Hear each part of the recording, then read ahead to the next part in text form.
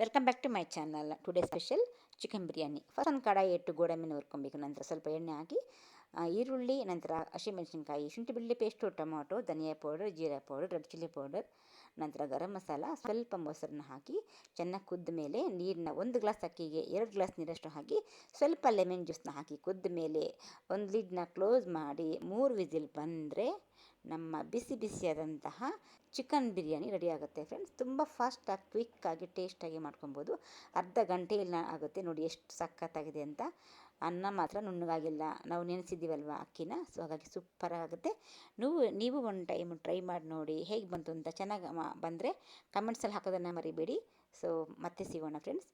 ಚಾನಲ್ಗೆ ಹೊಸಬರಾಗಿದ್ದರೆ as usual subscribe ಮಾಡ್ಕೊಂಡು ನೋಡಿ ಅಂತ ಹೇಳ್ತಾ ಮತ್ತೆ ಸಿಗೋಣ. ಟೇಕ್ ಕೇರ್, ಬಾಯ್.